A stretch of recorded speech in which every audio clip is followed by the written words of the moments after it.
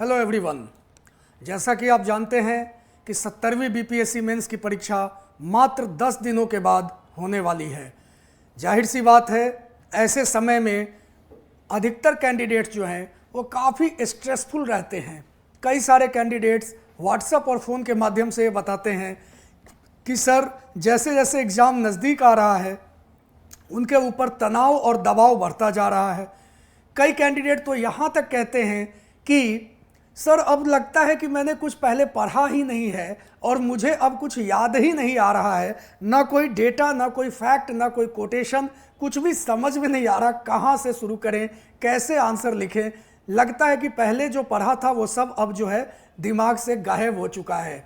जी हाँ दोस्तों, एग्ज़ाम के नज़दीक आते आते लोगों में जाहिर सी बात है एग्ज़ाम को लेकर एक स्ट्रेसफुल तो उनका मूड रहता ही है। साथ ही साथ कई सारे अंतर मन में विचार आते रहते हैं कि पता नहीं पेपर कैसा आएगा, मेरा एग्ज़ाम कैसा जाएगा, उसका तैयारी मुझसे ज़्यादा बेहतर है, XYZ कई तरह की समस्याएं आती हैं।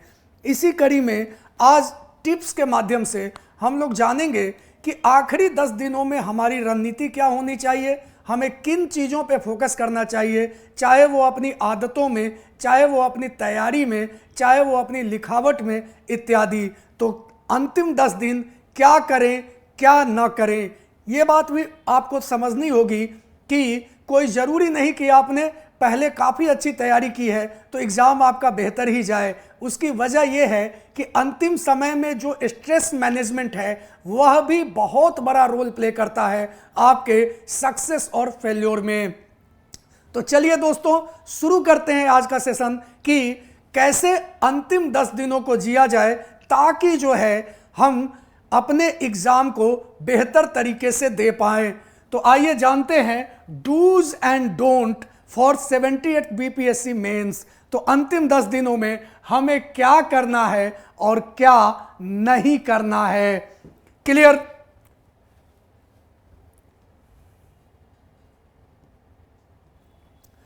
जी हाँ दोस्तों, सबसे पहले तो बहुत सारे लोग कहते हैं कि सर अब कुछ याद नहीं रहा, मीन्स मुझे I am unable to recall और रिमेंबर।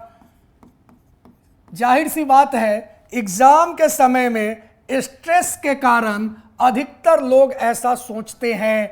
तो यह कुछ और नहीं बल्कि आपका एग्ज़ाम स्ट्रेस बता रहा है। इसका ये मतलब कदापि नहीं है कि आपको वाकई कुछ याद नहीं रहा। एक बार एग्ज़ाम हॉल में इत्मीनान से जब आप बैठेंगे तो जाहिर सी बात है धीरे धीरे सारी चीज़ें आपको क्रमबद्ध रिकॉल होनी शुरू हो जाएगी। जी हाँ दोस्तों, एक और मैं जो आपको बात बताऊं कि जब हम लोग भी अपने एग्ज़ाम्स को दे रहे थे और जब क्वालिफाई किया तो ये सब समस्या जो है हम लोग के सामने भी आती थी। यह एक नेचुरल प्रोसेस है कि लोगों को जब बहुत ज़्यादा कंटेंट सामने होता है, बार बार चीज़ों को वो पढ़ते हैं और लिखते रहते हैं, अभ्यास करते हैं, तो जैसे जैसे समय नज़दीक आता है उनके अंदर ऐसा एक स्ट्रेसफुल फीलिंग आता है कि मुझे कुछ आता ही नहीं है।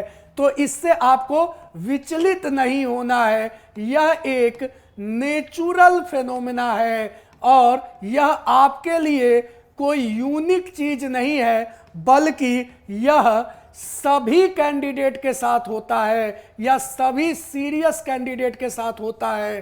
तो इसमें आपको ये बिल्कुल भी नहीं सोचना है कि मुझे कुछ याद नहीं रहा, क्योंकि आपने जाहिर सी बात है अब तक जो समय है उसका यूटिलाइज किया ही होगा। तो याद रहने या न रहने का कोई प्रश्न ही नहीं है। एग्ज़ाम हॉल में टेम्परामेंट में आप सब जो है बेहतर से कर पाएंगे। इसमें आपको सबसे बड़ी बात है होल्ड योर नर्व्स। आप सबसे पहले खुद को शांत करें, अपने मन की व्यथाओं को विचलित ना होने दें, शांत चित्त होकर आराम से अपने मन में चिंतन करें कि आपने जो है ऑलरेडी 3 महीने की या 4 महीने की रिगरस स्टडी करी है, आंसर राइटिंग प्रैक्टिस किया है, टेस्ट सीरीज किया है, तो आप पीछे कैसे रह सकते हैं। जाहिर सी बात है यह एग्जाम स्ट्रेस के कारण आपको ऐसा फील हो रहा है कि आप औरों से थोड़ा कमतर है, परंतु वास्तविकता ऐसी नहीं है। तो सबसे पहले आपको अपने अंतर मन को जो है वो शांत करना है, होल्ड योर नर्व्स की स्ट्रेटजी अपनानी है। इसके अतिरिक्त जो है आपको अब इस स्टेज पर आकर कुछ भी जो है नया नहीं पढ़ना है, नया नहीं पढ़ना है। अब ऐसा नहीं है कि अंतिम 10 दिनों में आपने अलग से कुछ, या प्रीलिम्स एग्जाम तो है नहीं कोई डेटा फैक्ट आपने एक्स्ट्रा पढ़ लिया और वो एग्जाम में आया, आपने टिक लगा दिया, आपका सही हो गया। यहां पर जाहिर सी बात है क्या है, सब्जेक्टिव एग्जाम है। सब्जेक्टिव एग्जाम में आपको प्रेजेंटेशन स्किल ज्यादा मायने रखता है। तो अभी अगर कुछ नया आप पढ़ते हैं तो अननेसेसरी अपने दिमाग में आप और ज्यादा जो है क्या डाउट और डायलेमा को क्रिएट करते हैं। ऐसी परिस्थिति में आपको नया चीज बिल्कुल ही नहीं पढ़ना है। जो भी आपने पढ़ रखा है अलग अलग विषयों में, चाहे वो हिस्ट्री हो, पॉलिटी हो, ज्योग्राफी हो, इकोनॉमी हो, साइंस एंड टेक हो, आईआर हो, करंट अफेयर्स हो, डीआई हो, इन चीजों को ही आपको सिर्फ और सिर्फ रिवाइज करना है। आपको सिर्फ और सिर्फ रिवाइज करना है और यह रिवीजन भी बहुत ज्यादा रिगरस करने की जरूरत नहीं है। ऐसा नहीं कि सभी डेटा और फैक्ट्स को आप पढ़ते जा रहे हैं या मगअप करते जा रहे हैं या रटते जा रहे हैं। आपको यहां पर रिवीजन भी लिमिटेड करना है। कैसा लिमिटेड रिवीजन? ऐसे एरियाज को ही सिर्फ रिवाइज करें जो आपको आंसर राइटिंग के बिल्डिंग प्रोसेस की चीज है। फॉर एग्जाम्पल, इंपॉर्टेंट कारण क्या थे, इंपॉर्टेंट परिणाम क्या थे, इंपॉर्टेंट आपके जो है सुधार क्या थे इत्यादि। कोई बहुत ज्यादा फैक्चुअल डिटेल आपको रटने की जरूरत नहीं है। इसके अतिरिक्त आप अपने सोर्सेज को और ज्यादा डाइवर्सिफाई ना करें इस समय। मतलब कि जिन चीजों को आपने पढ़ रखा है उन्हीं से रिवाइज करें, नई चीजों को नहीं पढ़ना है। अब जो भी आपने स्टडी मटेरियल का चयन किया था, चाहे वो बुक हो, मैगजीन हो इत्यादि, अब आपको उन्हीं चीजों को पढ़ना है, नई चीजों को नहीं पढ़ना है। एक और ध्यान में रखना है कि जो टेस्ट सीरीज अगर आपने दिया है तो उन टेस्ट सीरीज का जो मॉडल आंसर है इसे बार बार रिवाइज करें। मॉडल आंसर इसलिए रिवाइज करना जरूरी है, ऐसा नहीं है कि वही question as it is exam में आ जाएगा, लेकिन मॉडल आंसर से आपको कई सारे तरीके मिलेंगे, आपको डेटा मिलेगा, एनालिसिस मिलेगा, कई सारे आपको महत्वपूर्ण इंट्रोडक्शन और कंक्लूजन, मतलब परिचय और निष्कर्ष में लिखने के लिए कई सारे अच्छे अच्छे पॉइंट्स मिलेंगे। तो मॉडल आंसर को आप बार बार रिवाइज करें और कोशिश करें कि डायग्राम और कोटेशंस को थोड़ा सा प्रायोरिटाइज कर लें।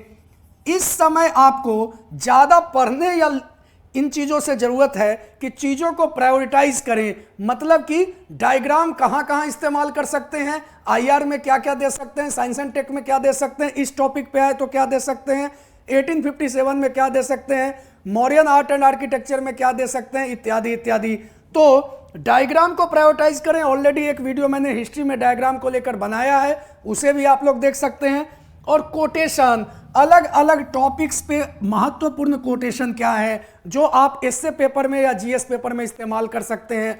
जैसे किसी टॉपिक पे गांधी जी के क्या विचार हैं, अंबेडकर जी के क्या विचार हैं, नेहरू के क्या विचार हैं, कार्ल मार्क्स का क्या है, या अन्य भी कोई महत्वपूर्ण पर्सनालिटी के। तो जितने भी कोटेशन सामाजिक, आर्थिक या फिर आप कह सकते हैं कि राजनीतिक, सुप्रीम कोर्ट के कुछ जजमेंट, महत्वपूर्ण जजमेंट वगैरह अलग अलग चीज़ों पे, या फिर आप कह सकते हैं कि जो आपके महिला उत्थान या नारी सशक्तिकरण से रिलेटेड जो कोटेशंस वगैरह हैं, तो आपको फिलहाल जो है कंटेंट के अतिरिक्त ही जो है कह सकते हैं कि बहुत ज़्यादा कंटेंट को रिवाइज करने की जरूरत नहीं है, बल्कि लिमिटेड कंटेंट रिवाइज करें और प्रेजेंटेशन को इंप्रूव करने के लिए डायग्राम और कोटेशन को एक बार अच्छे से लिख लें कि हाँ भाई, नारी सशक्तिकरण पे ये कोटेशन है, डेमोक्रेसी पे ये है, जस्टिस पे ये है, सुप्रीम कोर्ट के महत्वपूर्ण जजमेंट ये है, इकोनॉमी पे ये है, वगैरह वगैरह। जो भी डायग्राम कहाँ कहाँ बनाना है उसका प्रैक्टिस थोड़ा और अच्छे से कर लें, रेदर देन कि कंटेंट मगअप कर रहे हैं कि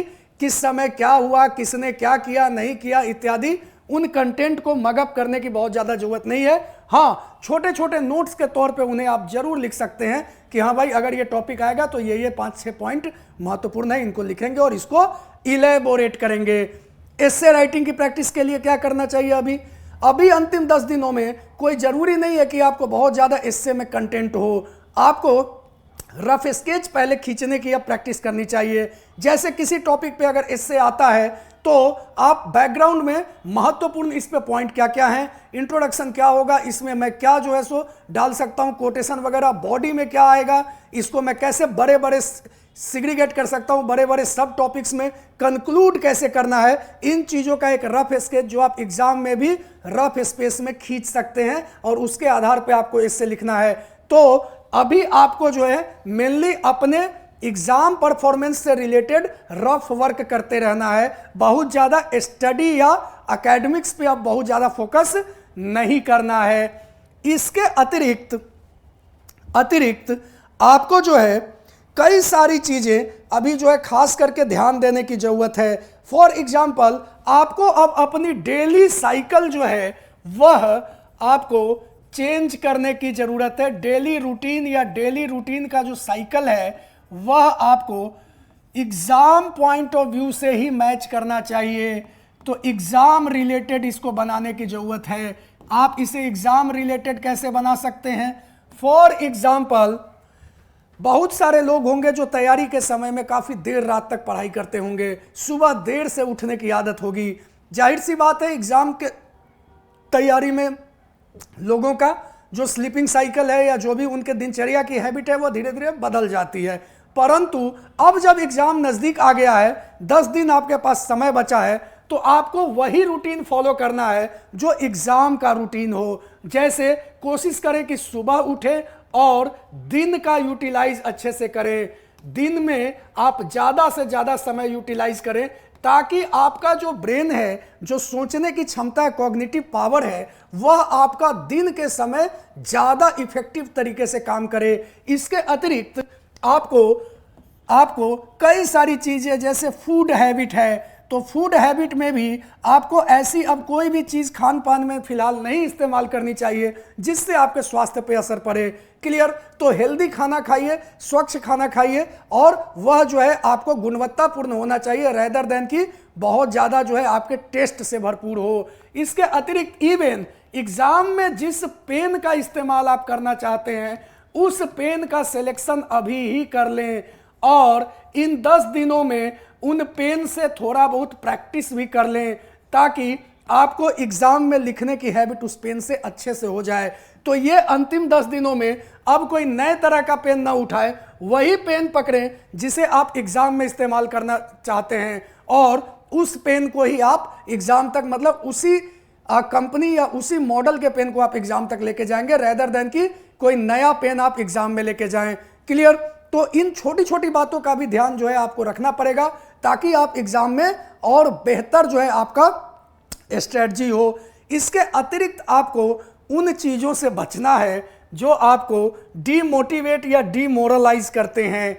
जैसे बहुत सारे लोग हैं जो आपको अभी बातचीत के क्रम में थोड़ा स्ट्रेस दे ही देंगे रेदर देन स्ट्रेस रिलीव करें।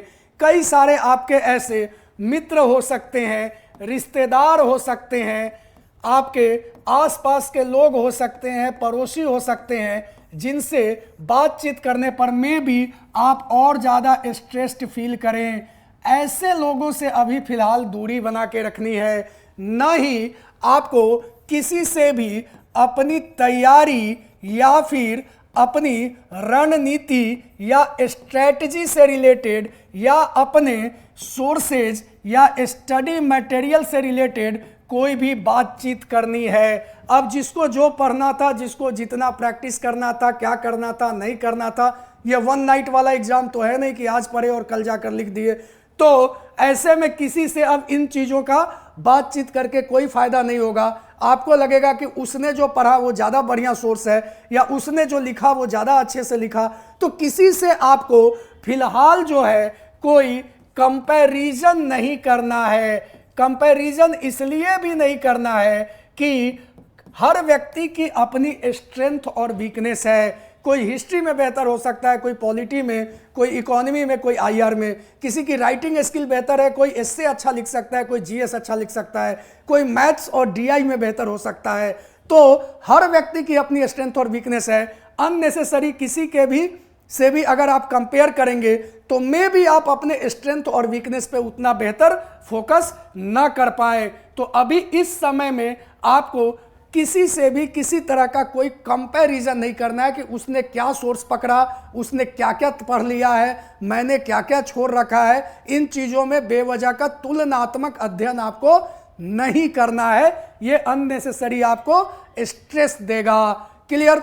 आपने जो भी पढ़ रखा है उस पे विश्वास करें।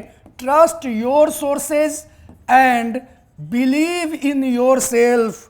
आपको खुद पे भरोसा रखना होगा कि मैंने जो पढ़ा है वह सफिशिएंट है और जो भी आएगा मैं इसी से उसका हल कर लूँगा, और मैंने जितना प्रैक्टिस किया है, लिखा है, वह ठीक ठाक किया है। इसके आगे जो भी होगा वह देखा जाएगा, डरने की जरूरत नहीं है। या फिर आप यह भी सोचे कि जो भी होगा सब अच्छा ही होगा, अच्छा ही होगा। तो खुद को जो है एक विश्वास और भरोसा दिलाने की जरूरत है। याद रखें, इस एग्जाम में आपको सेल्फ मोटिवेटेड रहना पड़ता है। तो अननेसेसरी किसी से कंपेयर करके, बात करके दुखी होने से बेहतर है कि खुद को मोटिवेट रखें। तो आपको यह अपने आप में भरोसा रखना है कि मैंने जितना किया है ठीक ठाक कर लिया है, अब जो होगा देखा जाएगा, जो होगा अच्छा ही होगा। अब बहुत ज़्यादा चिंता करने से कोई फायदा नहीं है। होई है वही जो राम रचि राखा। आपने सुना भी होगा ये कोटेशन। तो होई है वही जो राम रचि राखा सोच के, और आपको जो है आराम से, इत्मीनान से अब अपने आप को होल्ड करना है, न कि बहुत ज़्यादा परेशान होकर और अपने स्ट्रेटजी को खराब करना है। क्लियर? इसके अतिरिक्त आपको कभी भी जजमेंटल अब नहीं होना है कि नहीं भाई मेरा होगा या नहीं होगा, मैंने इस बार अच्छे से नहीं किया, या इतनी सीटें हैं पता नहीं क्या होगा।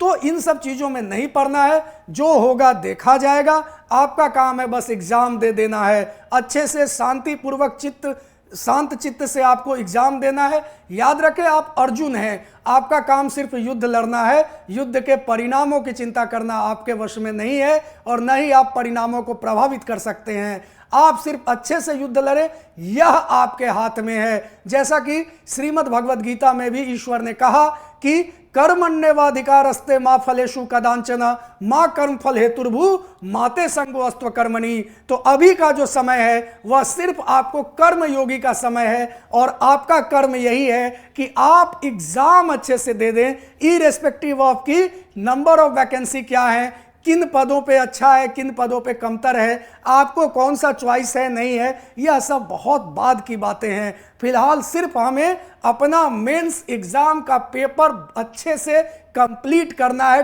टाइम बाउंड मैनर में। थोड़ा सा यहाँ पर सेल्फ एनालिसिस भी करें टाइम मैनेजमेंट का। कैसा टाइम मैनेजमेंट? जब आप टेस्ट सीरीज दे रहे होंगे तो आपने देखा होगा कि 3 घंटे के पेपर में आप किन किन एरियाज में ज़्यादा लिख पा रहे हैं, कहाँ कहाँ आपका छूट जा रहा है।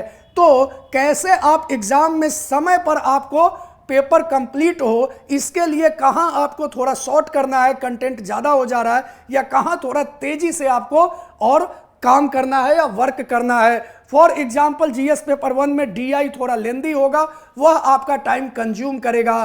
तो ऐसे में उसमें फिर अदर सेक्शंस के जीएस पोर्शन के लिए क्या स्ट्रेटजी रखनी है, इन चीज़ों को आपको प्रायोरिटाइज करना है। कहाँ आप पॉइंट फॉर्मेट यूज कर सकते हैं, कहाँ आप पैराग्राफ फॉर्मेट यूज कर सकते हैं, इन चीज़ों को थोड़ा सा अभी आप मनन करें, रेदर देन कि आप जो है सिर्फ वही जो आप करते आए हैं सेम चीज़ अगर आप एग्जाम में भी जाकर रिप्लिकेट करेंगे तो फिर कमियां वही रह जाएंगी और उससे कोई फायदा नहीं होगा।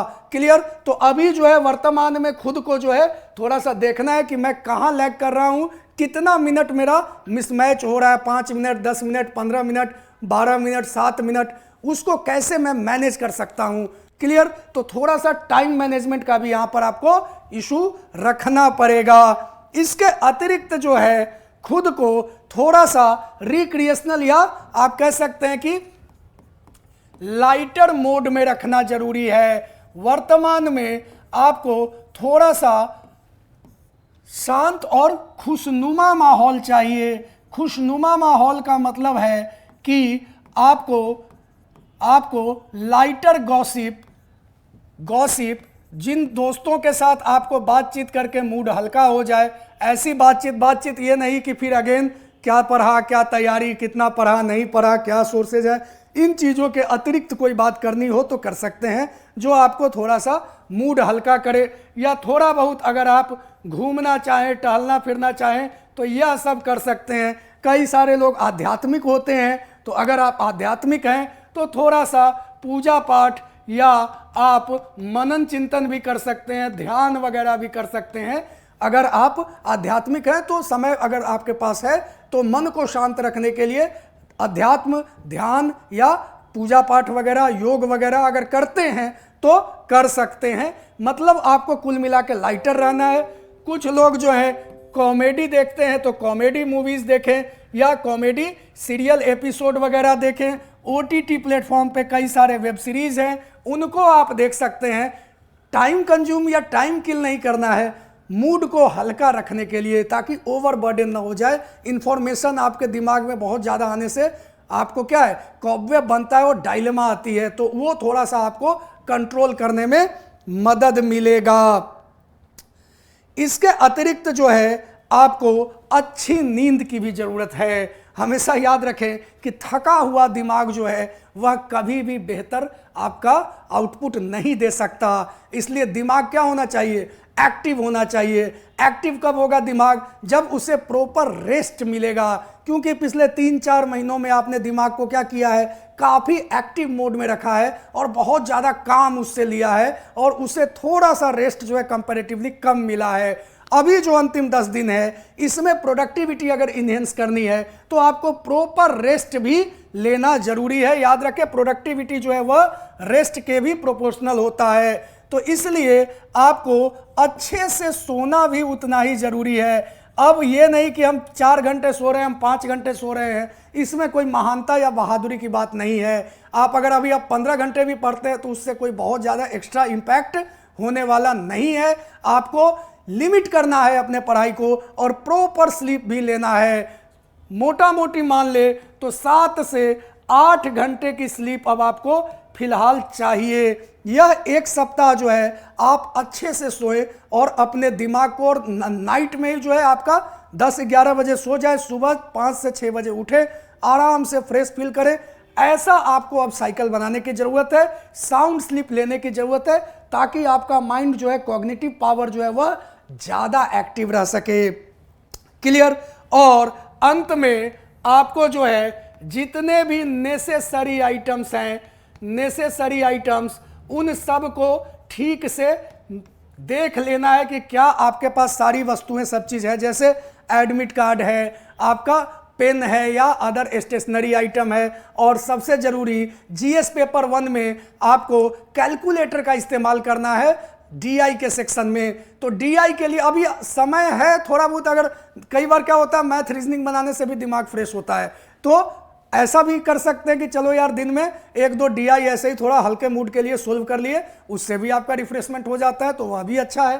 तो आपको जो है कैलकुलेटर देख लीजिए, मार्केट में जो आपका नॉन साइंटिफिक कैलकुलेटर है, नॉन साइंटिफिक कैलकुलेटर, वह आप खरीद लें और इसे जो है आपको एग्जाम में ले जाने की परमिशन है।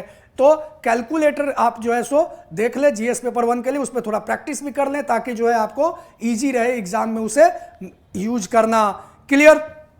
तो इन सब चीज़ों को आपको ध्यान में रखना है और अंत में एग्जाम से कोशिश करना है कि 24 या 48 घंटे पहले आपको कंप्लीटली जो है पढ़ाई को छोड़ देना है।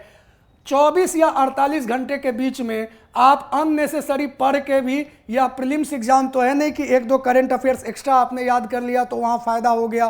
तो मेंस एग्जाम में अंतिम 1 दिन या 2 दिन आप रेस्ट में रहे ताकि अननेसेसरी आपका माइंड जो है वो बहुत ज़्यादा विचलित या डायलेमा में ना हो। याद रखें, जो शांत चित्त व्यक्ति होता है, जो आपका अंतर्मन पे कंट्रोल कर रखा है, बहुत ज़्यादा विचलित नहीं है विषम परिस्थितियों में भी, उसके जीतने की संभावना ज़्यादा होती है, वह बेहतर परफॉर्म करता है। इसलिए कभी भी जो है अननेसेसरी लास्ट मोमेंट रश पे मत जाइए कि अंतिम 5 दिन में मैं ये भी कर लूँगा, ये भी कर लूँगा। जो भी करना था, जितना भी करना था, जो किया अच्छा ही किया। इसकी क्या गारंटी है कि जो छूट गया वहीं से आएगा, या इसकी क्या गारंटी है कि जो कर लिया वहाँ से नहीं आएगा। तो इसलिए विश्वास करें कि जो भी किया अच्छा किया, जो होगा अच्छा ही होगा, और मैंने जितना कर लिया है मैं बेहतर परफॉर्म करूंगा। किसी और से कंपेयर क्यों करूं, किसी और से जो है मुझे अब बहुत ज़्यादा मतलब अपने आप को तुलनात्मक दृष्टिकोण से नहीं देखना है। एको अहम द्वितीयो नास्ति भूतम न भविष्यति। क्लियर? तो मैं जो हूं वह अपना बेस्ट दूंगा और अपना कर्म अच्छे से करूंगा, अर्जुन की तरह। क्लियर? मन करे सो प्राण दे, जो मन करे सो प्राण ले, वही तो एक सर्वशक्तिमान है। विश्व की पुकार है, ये भागवत का सार है कि युद्ध ही तो वीर का प्रमाण है। और कौरवों की भीड़ हो या पांडवों का नीर हो, जो लड़ सका है वो ही तो महान है। जीत की हवस नहीं, किसी पे कोई वस नहीं, क्या जिंदगी है ठोकरों पे मार दो, और मौत अंत है नहीं तो मौत से भी क्यों डरे, ये जाके आसमान में दहाड़ दो। आई बात समझ में? तो ऐसे में अब अंतिम मोमेंट में खुद को जोश में रखना है, अपने मोराल को हाई रखना है, और कभी भी कोई डिप्रेसिंग चीजें जो भी मन में थॉट आए उन नकारात्मक भावों से दूर रहना है। क्लियर? तो इन्हीं चीजों के साथ I hope how is the जोश, हाय सर। सो आप सब लोग 10 दिनों के बाद अपना बेस्ट परफॉर्म करेंगे और निश्चय ही आपको सफलता मिलेगी। All the best. Thank you.